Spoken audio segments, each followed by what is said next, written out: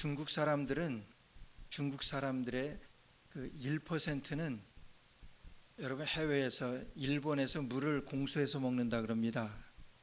물뿐만이 아니라 생활 필수품이나 모든 것들을 중국 최상의 1%는 그렇게 해서 먹는데요. 그러니까 중국 사람들을 성토하기 위해서 지금 말씀을 하는 것도 아니고, 그러니까 가짜가 그렇게 많다는 거지요. 이번에 이디오피아 선교 갔는데 제가 거기 선교사님한테 갑자기 이 면도기에 배러리가 떨어졌어요. AA 배러리 2개 들어가는데 배러리 있냐 그러니까 새 배러리를 주면서 그래요. 목사님, 이거 한 번 쓰면 안 될 겁니다. 그래요. 아니 새 거가 왜 그래? 그러니까 한번 써보세요. 그래요. 근데 정말 중국산 배러리를 넣고 한 번 쓰는데 그냥 모터 소리가 덜덜덜덜 나더라고요. 야, 이거 아닌데. 중국 어떤 농부가 농사를 짓기 위해서 땅을 갈고 씨를 뿌렸습니다. 이제 싹이 나야 되는데 아무리 기다려도 싹이 안 나요. 알고 보니까 씨앗이 가짜예요. 가짜 씨앗을 뿌린 거예요. 이 농부가 너무 상심한 나머지 농약을 먹고 극단적인 선택을 합니다. 농약을 먹었는데도 안 죽었어요. 농약도 가짜였어요. 우리가 신앙생활하는 거는요, 여러분, 공중의 권세 잡은 자들과의 싸움입니다. 마귀와의 싸움이에요. 마귀는요 거짓의 영이라 그랬습니다. 오늘 우리가 24년 동안 하나님께서 한결같이 교회를 세워주시고 붙드셔서 오늘까지 오게 된 것을 하나님 앞에 감사를 드립니다.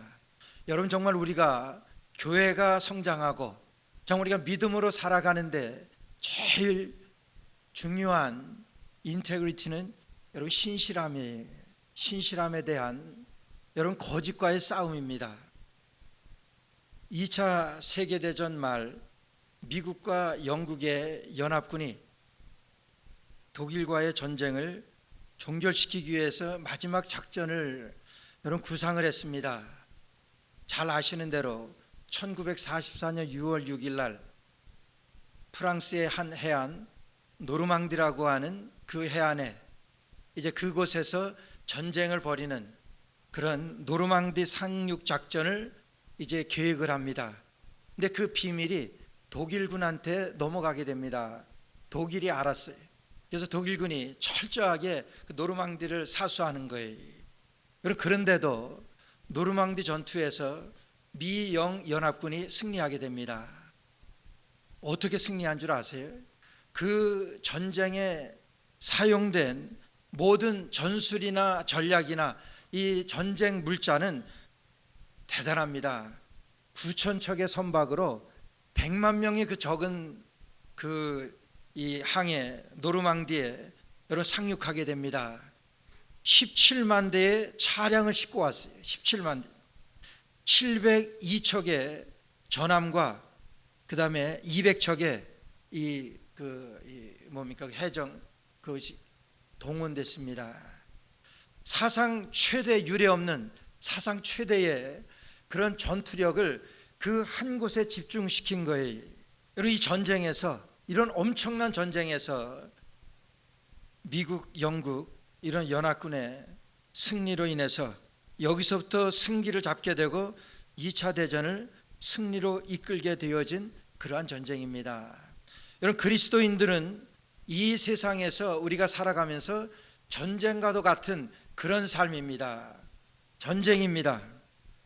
우리는 그러나 여러분 마귀라는 적에 노출되어 살고 있어요. 눈만 뜨면은 우리의 모든 것이 전쟁의 적입니다. 그래서 공중에 권세 잡은 영이라고 그랬어요. 우리의 싸움은 혈과 육의 싸움이 아니고 공중에 권세 잡은 자들과의 싸움이라고 말씀하셨습니다. 여러분, 그래서 마귀라는 엄청난 적에 노출되어서 우리가 싸워가고 있는 우리의 싸움입니다. 최대의 공격 준비를 우리에게 그러나 하나님께서는 시키셨어요. 노르망디 상륙 작전에서 미영의 이런 연합군의 그런 엄청난 그런 작전이 준비되었던 것처럼 하나님께서는 우리에게 최대의 공격 준비를 우리에게 맡기셨습니다. 그것이 뭐냐 하면은 마태복음 28장 19절에서 20절 말씀까지에 우리에게 말씀하신 지상 최대의 명령입니다. Great Commandment라고 그러죠. 지상 최대의 공격 준비를 우리에게 명령하셨어요. 우리에게 맡겨졌습니다. 그러므로 너희는 가서 온 족속으로 제자를 삼아. 이것이 우리에게 맡겨주신 지상 최대의 명령입니다. 여러분, 그 제자들이 그 명령을 받았어요. 그 명령을 받고 예루살렘과 유대로 뛰어갑니다. 그러면서 복음을 전하게 됩니다. 그런 전쟁이 시작되는 거예요. 하나님께서는 해외 원정군 사령관이었었던 해외 원정군 사령관으로 바울 사도를 임명합니다. 그래서 바울 사도는 해외 원정군 사령관으로 소아시아, 지금의 터키죠, 소아시아와 그리스, 로마를 공격하여 여러분 이제 그 승기를 굳혀가기 시작합니다. 그러던 중에 로마에서 바울 사도는 적에게 잡히게 되죠. 이 적에게 잡히게 되어서 이제 그는 죽을 날이 얼마 남지 않았습니다. 그래서 이 바울 사도는 사형당하기 직전에 부하 장군 디모데에게 유언을 합니다. 그 유언이 오늘 본문 말씀이에요. 오늘 그래서 1절 말씀 보면 하나님 앞과 산자와 죽은 자를 심판하실 그리스도 예수 앞에서 그의 나타나실 것과 그의 나라를 두고 엄히 명하노니 그랬어요. 이거는 바울 사도가 그의 사랑하는 제자 디모데에게, 장군 디모데에게 남긴 유언입니다. 유언의 말씀. 그래서 여러분 그 유언의 말씀이, 그래서 이 유언의 말씀을 통해서 좋은 군사가 되기를, 디모데에게 좋은 군사가 되기를 명령하는 거예요. 좋은 군사가 되라고 명령하면서 그 군사의 모습은 오늘 저와 여러분들에게 말씀하신, 남겨두신 그런 군사의 모습입니다. 같은 것입니다. 그래서 그 유언을 디모데에게 맡긴 것이 아니라, 디모데에게만 남긴 것이 아니라 오늘 저와 여러분들에게 그 유언을 남기시고, 여러분 마지막 남은 구원을 위해서 승기를 잡아놓은 그 전투를 우리에게 이어가기로 말씀하시는, 우리에게 남겨두신 하나님의 말씀이고 유언의 말씀입니다. 그 좋은 군사로 우리에게 남겨두신 첫째 유언이 무엇이냐 하는 게 2절 말씀 보니까 너는 말씀을 전파하라. 때를 얻든지 못 얻든지 항상 힘쓰라. 복음을 전파하는 그리스도인입니다. 여러분, 우리에게 맡겨두신 우리에게 전술입니다. 이 세상에서 우리가 살아가면서 우리에게 맡겨두신 유언이에요. 그 유언은 첫째가 복음을 전파하는 그리스도인입니다. 마귀와 대적하기 위해서 우리에게 말씀을 우리에게 주시고 전략을 주시고 전술을 주시고 그 마귀와의 전투에서 이길 수 있는 모든 것들을 우리에게 맡기시고, 여러분 하나님께서는 우리에게 유언으로 바울 사도를 통해서 맡기신 말씀이에요. 여러분 이 전쟁은요 우리가 이긴 전쟁입니다. 승기를 완전히 굳혀놓은 그런 전쟁을 하나님께서는 바울 사도에게 이제 해외 원정군 사령관으로 맡기시고, 이제 죽어가면서 유언으로 디모데에게 맡기셨어요. 디모데에게 맡기신 이 유언은 오늘 저와 여러분들에게 맡기셨는데요, 그 말씀이 뭐냐 하면은, 그 맡긴 유언이 뭐냐 하면 너는 복음을 전파하라. 복음을 전파하는 그리스도인입니다. 마귀와 대적하기 위해서 다른 거 필요 없습니다. 우리가 믿음으로 이 땅에서 좋은 군사로 살아가면서 우리에게 전략을 주신 거예요. 전술을 주신 거예요. 그것이 무엇이냐면 하나님의 말씀입니다. 너는 때를 얻든지 못 얻든지 항상 힘쓰라. 범사의 오래 참음과 가르침으로 경책하며 경계하며 권하라고 말씀합니다. 때를 얻든지 못 얻든지 그리스도의 복음을 전파라고 말씀하세요. 이것은 우리에게 주신 유언의 말씀이에요. 하나님께서 우리에게 맡겨주신 이 땅에 살아가면서 좋은 군사가 되기 위해서 그리스도인으로 우리에게 맡겨주신 하나님의 명령이고, 바울 사도가 디모데에게, 우리에게 남겨두신 유언입니다. 때를 얻든지 못 얻든지 복음을 전파하라고 말씀하세요. 오늘 우리는 우리 교회 24주년 설립 예배를 우리가 감사 예배를 하나님 앞에 드리면서 또한 우리 세 분의 권사님 우리가 우리 교회에 세워지는 모든 임직자들은 다른 데 목적이 있는 것 아닙니다. 여러분, 복음을 전파하는 데 있어요. 복음을 전파하게 하기 위하여 하나님께서는 우리에게 목사와 교사로 세우시고 전도자의 사명을 우리에게 주시는 거예요. 권사요, 장로요, 전도자의 사명을 주시는 것입니다. 여러분, 누가 줍니까? 하나님이 주시는 거예요. 우리가 교회 설립을 축하하면서 가장 우리에게 있어서의 여러분 축하할 일은 하나님께서 세워주시는, 하나님 나라를 위해서 하나님께서 쓰시는 그런 일꾼을 세우시는 이 일이야말로 가장 이 시대에 중차대한 우리의 그리스도인으로 우리가 이 땅에 살아가기 위하여 하나님께서 세우시는 하나님의 일꾼인 줄로 믿습니다. 여러분, 하나님이 세우시는 거예요. 남미의 번역 선교사로서 타우센트라고 하는 선교사가 남미에 가서 번역하는 일을 합니다. 그러면 선교의 일을 감당해요. 그러면서 선교사들은요, 우리 가게 되면 그곳에 가까운 사람들 전도해서 이제 그 제자로 삼고 이제 사역자로 이제 그 삼아서 같이 사역을 하게 됩니다. 이 타우센트라고 하는 이 선교사도 이제 빌레모라고 하는 이제 그곳 원주민 이 전도자로 세웁니다.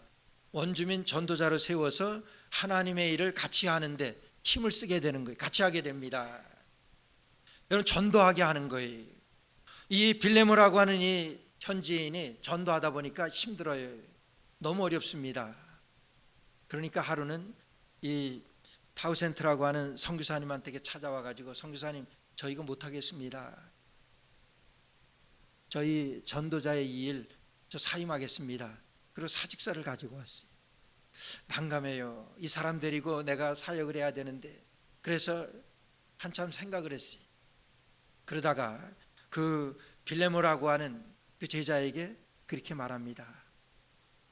당신이 이것은, 이 사직서는 잘못 가지고 온 거라고. 이건 나에게 가지고 올 것이 아니라고. 그러면서 묻습니다. 당신이 처음 예수님을 영접하고 전도자로 부르신 분이 누굽니까? 그러니까 이 빌레모가 생각합니다.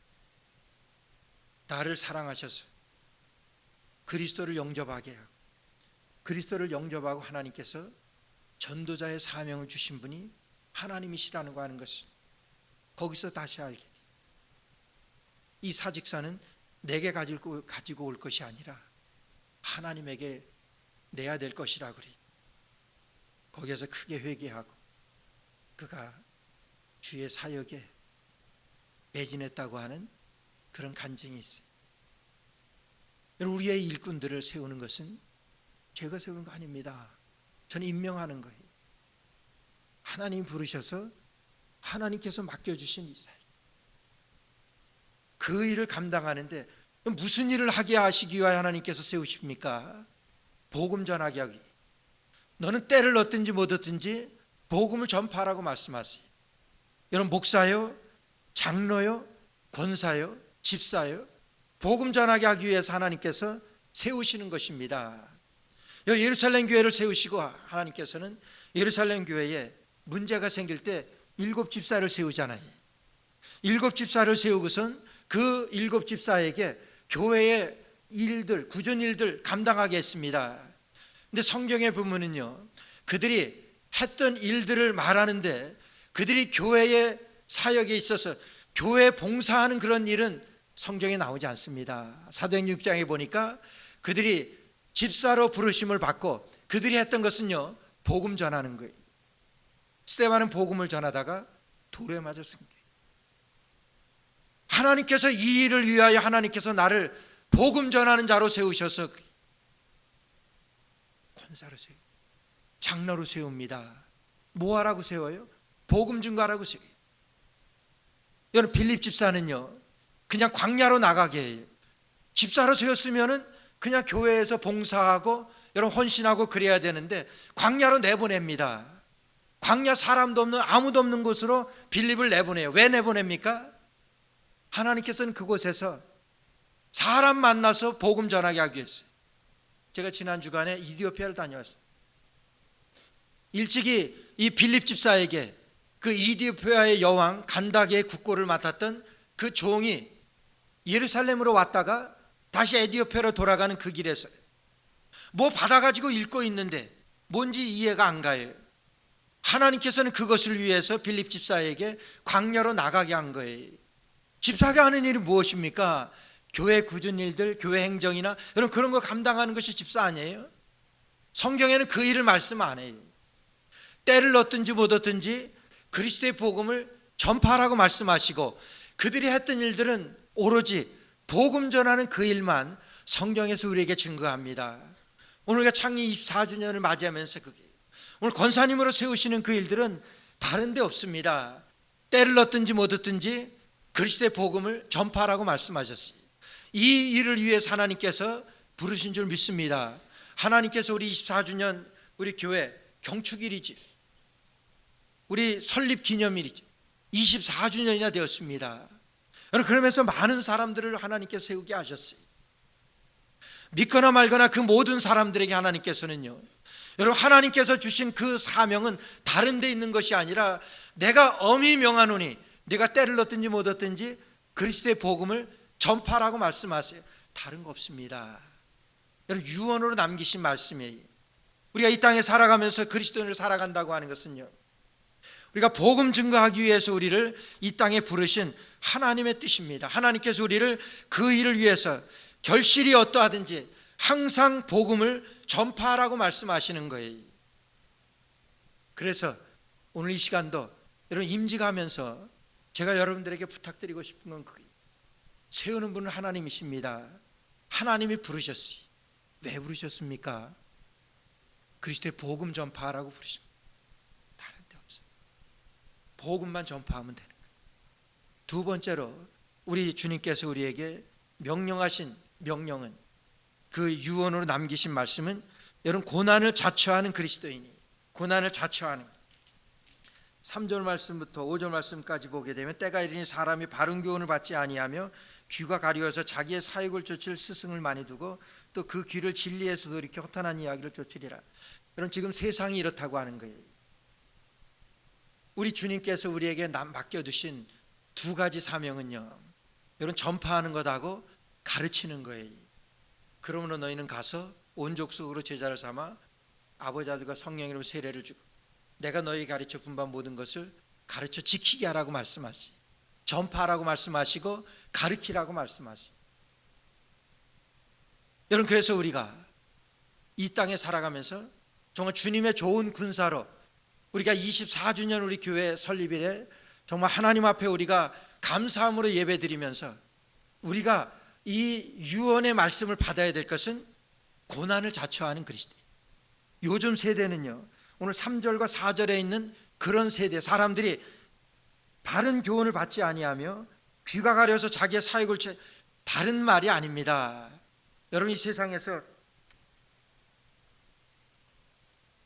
복음을 전하고 가르치는 사명으로 우리가 주님의 이와 같은 유언 따라서 살아갈 때 사람들은 아니라고 하는 거예요. 이 세상은요, 돈 되는 얘기에 또 재미있는 얘기에 거기에 목숨을 겁니다. 뭔가 돈 되는 얘기라고 그러면은 거기에 얼마나 그렇게 구름대같이 모이는지 몰라요. 2년 전인가요? 여러분 미국의 이 투자 전문가 사업가인 이 워렌 버핏이라고 하는 사람이 점심을 먹는데, 점심 한 끼 같이 먹는데, 한 시간이 점심 한 끼 먹는데 얼마를 내야 되는 줄 아세요? 250억, 1900만 불을, 그 한 시간 동안에 1900만 불을 내고 그 사람하고 식사를 하는 거예요. 그것도 우리가 잘 아는 맨하탄 무슨 뭐 갈비집이라, 맨하탄 무슨 뭐 스테이크 집이라고 그러더라고요. 거기서 한 시간 그 사람하고 식사를 하는데 250억을 줘야 돼요. 1900만 불. 그런데 거기에 경쟁자가 얼마나 많이 몰렸는지 모른대. 왜 그렇습니까? 그 사람하고 식사하면서 돈 어떻게 하면 더 벌 수 있을까, 그거 생각하는 거예요. 그런 데는 그렇게 구름대같이 그게 얼마나 많은 희생을 들여서라도 거기에 한번 경쟁해 봐야 되겠다고 하는 거죠. 그것이 세상입니다. 오늘 바울 사도가 지금 디모데에게 유언을 남기면서 이런 세상이라고 하는, 사람이 바른 교훈을 받지 아니하며 귀가 가려워서 자기의 사욕을 쫓을 스승을 두고 그랬어요. 돈 벌 수 있는 그 스승을 둔다고 하는 사람들, 또 그 길을 진리에서 돌이켜 허탄한 이야기를 쫓으리라 그랬어요. 우리 권사님들, 우리 임직 가기 위해서 매 주일마다 3시서부터 1시간, 2시간씩 하나님께서 우리에게 맡겨주신 그 이유를 알기 위해서 하나님 말씀을 우리가 쉽지 않습니다. 여러분 공부한다고 해보세요. 모이나 안 모입니다. 그런 세상이, 그런 가운데도 하나님께서 우리에게 맡겨주신 일을 위해서 어떻게 하면 우리가 하나님 앞에 더 뜻있게, 어떻게 하면 더 보람있게 하나님 앞에 쓰임받을 수 있는 그 일을 우리가 알기 위하여, 하나님의 뜻을 찾기 위하여 공부를 했습니다. 세상은 그런 것들 안 갑니다. 진리를 위하여서는 떠나간다고 하는 거예요. 그런데 5절 보세요. 그러나 너는 모든 일에 근신하여 고난을 받으며 전도의 일을 하며 내 직무를 다하라. 자, 고난을 자처하는 그리스도인입니다. 고난을 받으라고 하는 거예요. 여기에서 말씀하시는 대로 여러분 복음을 전한다고 하는 것은요, 여러분 고난을 받는 일이에요. 고난을 자처하라고 그랬어요. 그런데 여러분 우리가 어떤 일에 있든지 그리스도의 복음을 전파하라고 그랬습니다. 때를 얻든지 못 얻든지 복음을 전파하라고 그랬어요. 그러나 여러분 그것을요, 여러분 안 한다고 해서 누가 뭐라 그럴 사람 없어요. 교회 장로가 되고 교회 권사가 되고 목사가 돼서 때를 얻든지 못 얻든지 복음을 전파하라고 그랬어요. 여러분 그러나 복음을 전파하지 않는다고 누가 뭐라 그럴 사람 없습니다. 좀 눈치는 보이겠죠. 그러나 누가 뭐라 그럴 사람 없어요.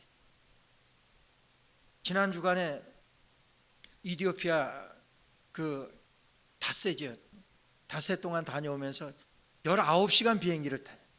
가는데 19시간, 오는데 19시간. 그리고 하루 가서, 그러니까 시간이 없으니까 간 날이 화요일 날 밤 10시에 도착했는데 그 다음날 새벽 5시에 가야 된대. 여러분 그런 곳에 가려고 하면은 차가 제대로 갈 수 없는 그런 길들이.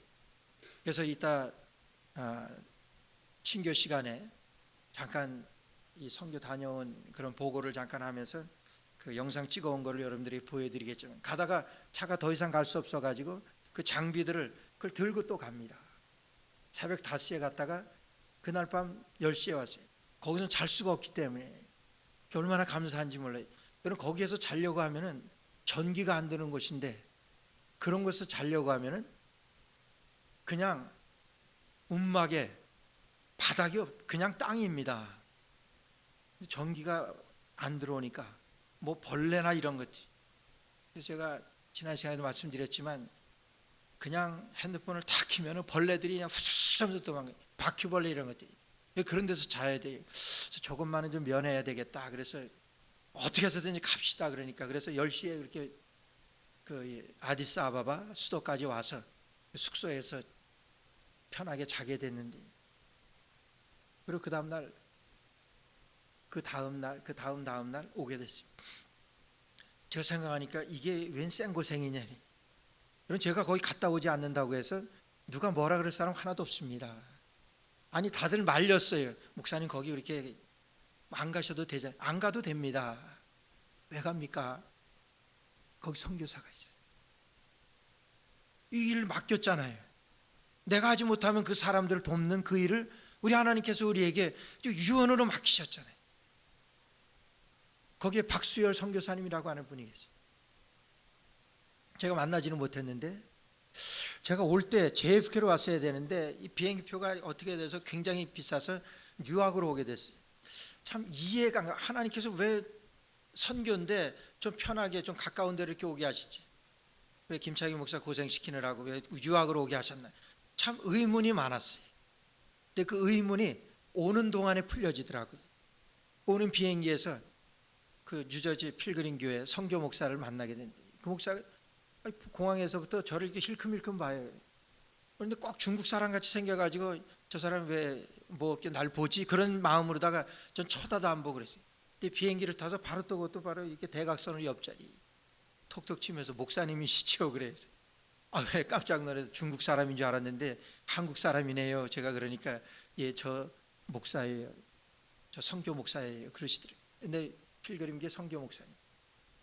근데 그분도 선교하러 가셨다가 오는 길에 그래서 그분이 만났던 선교하는 그 박수열 선교사님이라고 하는 그분에게 대해서 그분이 교회를 100개나 그곳에다 건축을 100개나 지었대. 그러면서 제가 지금 태양광 전기 공급을 위해서 갔다 왔다 그러니까 아주 자기 무릎을 탁 쳐요. 이거 찾았다는 거예요. 여러분 교회만 지어놓으면 전기가 안 들어와요. 근데 거기 있는 사람들은 거의 핸드폰은 다 가지고 있어요. 전기가 안 들어오는데 핸드폰은 가지고 있으니까 그걸 충전하려고 하면 몇 시간씩 왔다 가요. 근데 교회에 전기를 공급하는 그 태양광 그 전기를 공급하게 되면 사람들이 거기 모여서 그런 혜택을 입게 되고 그렇게 모였을 때 그리스도의 복음을 전파하고 그 생각이 꽉 차 있었는데 그 비행기에서 저를 만나가지고 얼마나 반가워하는지 모르겠어요. 그 박수열 선교사님이라고 하는 분은 교회를 100개나 그곳에다 건축을 했어요. 근데 교회를 지려고 하면 그냥 아무 데나 교회를 짓습니까? 그냥 그 선교사님이 전도하는 그 방법을 그 선교사 이 목사님이 비행기에서 저한테 잠깐 얘기했어요. 그 선교사님은 그냥 복음이 전파되어지지 않은 그런 곳에 가서 그런 오지에 가서 그냥 가만 앉아서 하루 종일 있는데 그러면 신기하니까 외국 사람이 와 있는 걸 보고선 사람들이 슬슬 모이기 시작한대. 그러면 거기에서 복음을 전하기 시작하는데 그렇게 해서 하나하나 교회를 지은 것이 100개를 지었대. 70이 넘으셨답니다. 70이 넘어서 은퇴하고 미국으로 오셨다가 다시 오셨대. 다시 가셔서 다시 그 사역을 하시죠. 내 몸 하나 가누기도 힘든 그런 사역. 교회를 건축합니다. 교회를 짓습니다. 복음을 전파하고 누가 그 선교사님한테 전도 안 한다고 거기서 교회 져주지 않는다고 누가 뭐라 그럴 사람 아무도 없어요. 그런데 가서 감당합니다. 왜 합니까? 하나님이 주신 사명이니까. 하나님께서 맡겨주신 때를 얻든지 뭐 얻든지 못 얻든지 복음을 전파하라고 말씀하시고 너는 모든 일에 근신하여 고난을 받으라고 말씀하시죠. 복음과 함께 고난을 받는 거예요. 이 사명 감당하는 거죠. 이 유언의 말씀에 따라서 감당하는 거예요. 그분에 대해서 누가 뭐라 할 사람 없어요. 70평생 사역을 하고 그냥 편안하게 살 수 있는 그런 여건이 돼서 그냥 미국에서 편하게 사신다고 해서 누가 뭐라 할 사람 없습니다. 그러나 또 가서 또 그 사역을 감당하는 뭐예요? 고난을 받는 거지.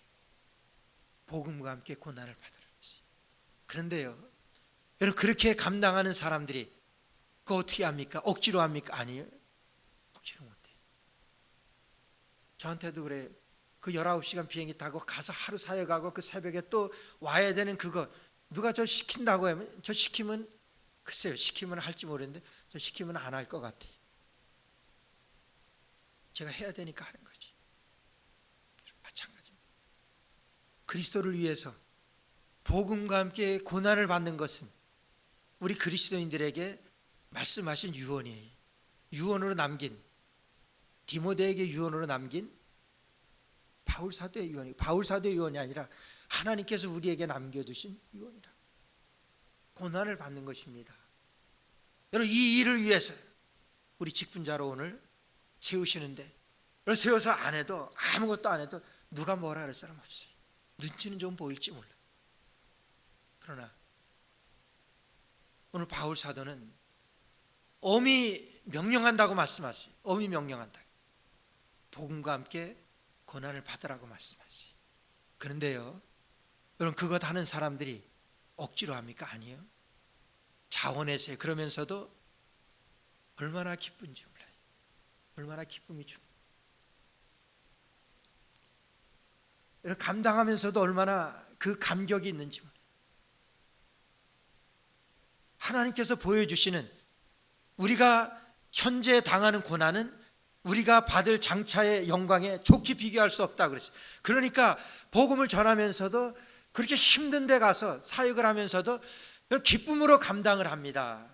제가 어제 어느 이 설교하는 간증을 들으면서 요즘 이 전쟁을 통해서 지금 시리아 난민들이 이 레바논으로 얼마나 많이 유입되는지 모르는데 한국 그 선교사들이 지금 레바논으로 많이 모이고 있어요. 시리아는 못 들어가니까 레바논에 가서 복음을 전하는데 그 난민들에게 복음을 전해요. 그 난민들은요, 여러분 다 모슬렘들입니다. 난민인데 뭐예요? 거지 피난민들이에요. 어떻게 살아갈 것이. 그러니까 뭐든지 도움만 주면은 아주 감사하고 그들이 거기에 선교사들이 들어가서 사역하는 선교 보고를 하는데 그걸 들었어요. 어느 선교사님이 난민촌에 가서 학교를 지었대. 학교를 지어가지고 뭐 외국인이 와서 하니까 뭐 먹을 것도 없고 그러니까 그냥 몰리는 거예요. 아이들이 몰리는 거예요. 그래서 아이들에게 복음을 전하고. 근데 모슬렘권이니까 복음을 전하지 못한. 근데 먹을 것이 없으니까 그들이 그것에 대해서 상관을 안 하더래요. 그래서 아이들에게 복음을 가리키고 그리고 그들에게 세례를 주려고 그러니까 모슬렘권이니까 세례를 못 주게 하는 거예요. 그 부모들이 찾아와서 가리키는 건 좋은데 세례만은 주지 말라 그랬죠. 세례만은 주지 말라. 근데 아이들이 하루는 학교 와가지고 자기네들에게 세례를 베풀어 달라 그러더래요. 아이들이. 이게 무슨 일인가 했더니 아이들이 밤에 자는데 꿈으로 보여주시더래요. 하나님이 꿈으로 보여주시더래요. 세례를 받는 꿈을 주시더래요. 근데 그것이 한 명, 두 명에게 보여주시는 것이 아니라 그 클래스 모든 아이들에게 그 꿈을 보여주시더래요. 선교사가 간증을 하면서 울어요. 모슬렘권에서 복음 한마디 전할 수 없었는데 이게 웬일입니까? 저들이 세례를 달라 그러더라고요. 여러분, 그러나 그렇게 하면서도 그 선교사님의 그 고난은, 그 어려움들은, 그러면서 그 도움을 요청하는데 복음과 함께 고난을 받는 거예요. 오늘 하나님께서는 우리에게 유언으로 남기신 말씀, 복음과 함께 고난을 받을 것. 안 해도 됩니다. 못 들은 척 해도 돼요. 못 본 척 해도 됩니다. 그러나 바울 사도는 뭐라고 유언을 남기냐면 엄중히 말한다 그랬어요. 하나님과, 우리 1절 말씀에서 그렇죠. 1절 말씀에 하나님 앞과 산자와 죽은 자를 심판하실 그리스도 예수 앞에서 그의 나타나실 것과 그의 나라를 두고 엄히 명한다고 말씀하시죠. 엄히 명한다고 말씀하시면서 유언으로 남깁니다. 고난을 자처하는 그리스도인입니다. 세 번째, 마지막으로는 이런 최후 승리를 얻기까지. 오늘 6절 말씀 보니까 관제와 같이 벌써 내가 부음이 되고 나의 떠날 기약에 가까웠도다. 관제라고 하는 것은 제사를 드릴 때 마지막으로 그곳에 쏟아붓는 포도주입니다. 제사의 마지막에 포도주, 많은 의미가 있지만은 그리스도의 보혈을 의미하는 거예요. 마지막 제물에 붓는 포도주예요. 여기서 바울 사도는 마지막 순교당할 것을 지금 말하는 거예요. 내가 부음이 되고 나의 떠날 기약이 가까웠도다. 그러면서 내가 선한 싸움을 싸우고 나의 달려갈 길을 마치고 믿음을 지켰다고 고백을 합니다. 그런 최후 승리를 얻은 것을 말씀하는 거예요. 최후 승리를 얻기까지 말씀하시지요. 고난을 받고 때를 얻든지 못 얻든지 복음을 전파하는 이 일에 있어서 최후 승리를 얻은 것을 우리에게 말씀하시며 또한 우리에게 최후 승리를 얻기까지 이 사명을 이 유언을 감당해야 될 것을 말씀하는 거예요. 여러분, 이솝 우화에 보게 되면 재미있는 얘기가 나옵니다. 들깨 얘기가 나와요. 이 들깨가 얼마나 빠르고 정말 용맹스러운지. 그래서 들깨는 이 사냥하는데 아주 소문이 난 들깨, 뭐든지 보이기만 하면 다 잡을 수 있는 그런. 어느 날 하루 사냥하러 나갔다가 들깨가 토끼를 쫓다가 토끼를 놓치게 됩니다. 그러니까 옆에 있던 이 여우가 비웃습니다. 아니, 그렇게 사냥을 잘한다 그러더니 여태까지 그런 소문 헛소문이구만, 토끼 하나 잡지 못한 헛소문이구만, 이렇게 비웃습니다. 그러니까 이 들깨가 그러는 거예요. 나는 저녁 한 끼 위해서 뛰었고 저 토끼는 생명을 걸고 뛰는 거예요. 생명, 목숨을 내놓고 뛰었기 때문에 내가 잡을 수 없었어, 이러더래요. 생명을 내걸고 뛰는 거예요. 목숨을 걸고 뛰는 거예요. 최후 승리를 얻을 때까지, 최후 승리를 얻기까지. 바울 사도가 이제후로는 나를 위하여 의의 면류관이 예비됐어요. 내가 선한 싸움을 싸우고 나의 달려갈 길을 마치고 믿음을 지켰다고 이렇게 고백을 합니다. 이제까지 싸웠던 모든 것들이 하나님께서 최후 승리를 얻을 때까지 하나님 앞에서 내가 싸운 것인 것을 이런 고백을 하는 것입니다. 오늘 하나님께서 우리에게 24주년 우리 설립일 기념일을 우리가 맞이하면서 우리 세 분 권사님을 임직하면서 바울 사도가 디모데에게 유언으로 남겼던 이 유언의 말씀대로 때를 넣든지 못 얻든지 복음을 전파하라고 말씀하시고 고난을 자처하여 이 일을 감당할 것을 명령하시면서 유언을 남기시면서 이것을 최후 승리를 얻을 때까지 우리 남은 모든 삶 가운데 우리 그리스도인이 좋은 군사로 살아갈 수 있는 유언으로 남긴 방법을 우리에게 말씀해 주신 것입니다. 아무쪼록 우리 주님의 유언 받고 주님의 유언 따라서 Great Commandment, 가장 위대한, 가장 지상 최대의 명령을 우리가 정말 우리의 남은 모든 삶 가운데 이루어드려 최후 승리 얻을 수 있는 저와 여러분, 우리 임직 받게 되는 권사님들 되어주시기를 주의 이름으로 축원합니다.